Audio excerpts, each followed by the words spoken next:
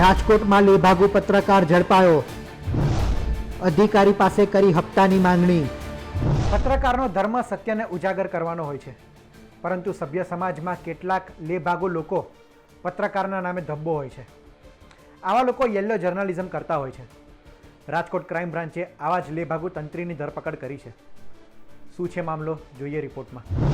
રાજકોટમાં રાષ્ટ્રીય ધોરીમાર્ગોના બાંધકામ તેમજ જાળવણી અંતર્ગત ઇન્ચાર્જ કાર્યપાલક ઇજનેર તરીકે ફરજ બજાવતા 39 વર્ષીય ઇમ્તિયાઝ ખાન દ્વારા ડીસીબી પોલીસ સ્ટેશન ખાતે ફરિયાદ નોંધવામાં આવી હતી.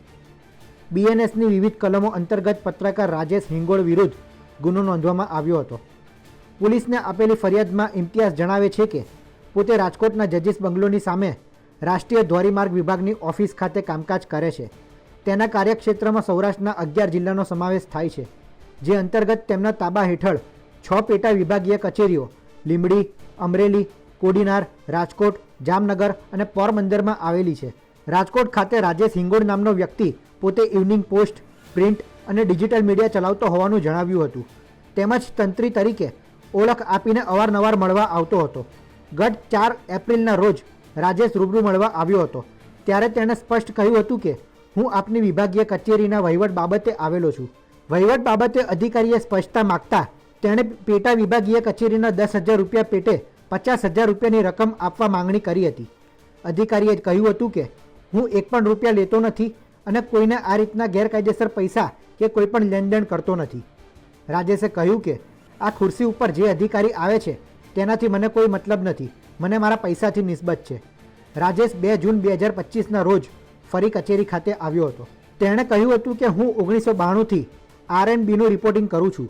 હું એક વખત ઝુંબેશ ચાલુ કરીશ પછી પાછળ સૂકા પાછળ લીલું પડશે તે પ્રકારની ધમકી આપી હતી. આરટીઆઈ હેઠળ અરજીઓ કરીને અધિકારીઓની મિલકત સંદર્ભે માહિતી માગીશ, તેમજ એસીબીના ગુનામાં ફિટ કરાવી દઈશ તે પ્રકારની ધમકી પણ આપી હતી. રાજકોટ શહેરના ડીસીબી પોલીસ સ્ટેશન ખાતે રાષ્ટ્રીય ધોરીમાર્ગોના બાંધકામ અને જાળવણી શાખાના ઇન્ચાર્જ કાર્યપાલક ઇજનેર દ્વારા એક ફરિયાદ આપવામાં આવેલ હતી, જેમાં હકીકત એવી હતી કે આ કામના જે આરોપી હતા રાજેશભાઈ વ્રજલાલભાઈ હિંગોળ, એ ઇવનિંગ પોસ્ટ નામના પ્રેસના તંત્રી છે.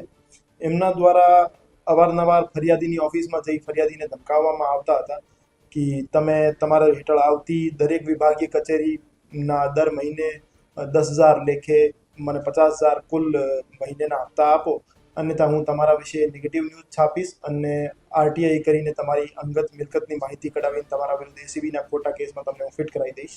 આ રીતની ધમકીઓ આપતા હતા. તો આ બાબતે માનનીય સીપી સર અને માનનીય એડિશનલ સીપી સરના માર્ગદર્શન હેઠળ રાજકોટ ડીસીબીની ટીમ દ્વારા બીએનએસની કલમ 308(6) અને બીએનએસની કલમ 221 મુજબ એક ગુનો દાખલ કરી જે આરોપી રાજેશભાઈ વ્રજલાલભાઈ હિંગોળ છે એમને અટક કરવામાં આવેલ છે અને એમના વિરુદ્ધ કાયદેસરની કાર્યવાહી હાથ ધરવામાં આવેલ છે.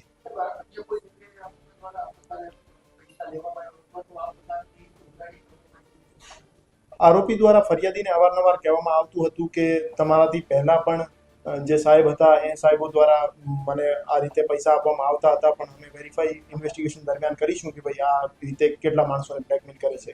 મારી જાહેર જનતાને અપીલ છે કે આરટીઆઈના નામે અથવા કોઈ પણ પ્રેસ મીડિયાના નામે આપની પાસેથી ખંડણી માંગે અથવા પૈસાની ગેરકાયદેસર માંગણી કરે તો આપ રાજકોટ શહેર પોલીસનો બેઝિક સંપર્ક કરો, એમના વિરુદ્ધ કાર્યવાહી કરીશું. સાહેબ, જે અધિકારીઓ પૈસા આપતા હતા તે વાત કરી છે, તેની સામે પણ આપણે તપાસ કરીશું. આ આરોપી દ્વારા કહેવામાં આવ્યું છે કે મને પૈસા મળતા હતા, ખરેખર મળતા હતા કે કેમ, આ બાબતે અમે તપાસ કરીશું.